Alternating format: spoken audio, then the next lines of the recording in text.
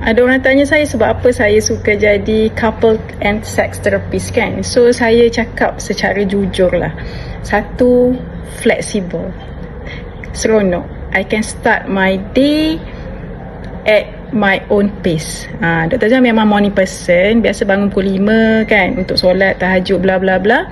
Biasanya pukul 6 tu dah start layan anak-anak, suami kan. Banyak suami Dr. Azimah ajak pergi morning walk.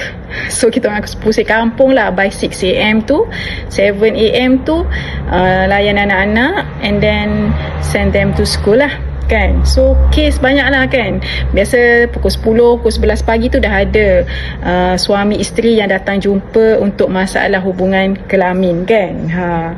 And nombor 2, Dr. Azimah boleh kreatif kan. Bila Dr. Azimah terpaksa jadi sendiri kan, buat kerja freelance macam ni di bawah klinik swasta, kita tak ada boss. I am the boss.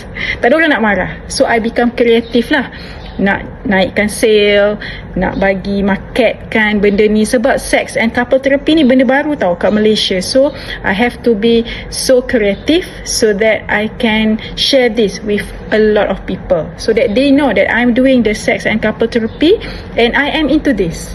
Seterusnya, kenapa Dr. Azimah suka jadi sex and couple therapist? Because I give impact. I am impactful to other people's lives kan. Kalau dulu kita touch and go, demam kan lepas tu batuk, leloh kan, mungkin dia datang, mungkin tak datang. Tapi dalam hubungan sex and couple therapist ni, orang akan datang sampai dia sembuh. Katakanlah dia vaginismus kan, takkanlah dia nak datang lepas tu tak sembuh. Dia akan datang lagi dan Dr. Azimah pun kena pastikan dia untuk sembuh. Penting ni, kalau tak settle nanti macam mana kan. Dan nombor 4, Dr. Azimah sangat suka bila Dr. Azimah buat sex and couple therapy, people will tell me their very insecure part, their very sensitive part. They will tell me, Masya Allah, Subhanallah, I cannot live kan without this doctor. Betul lah kan, mana boleh orang hidup tanpa hubungan intim kan. Gitu. So itu adalah antara sebab lah Dr. Azimah keep on live TikTok, sharing dengan you all masalah wanita.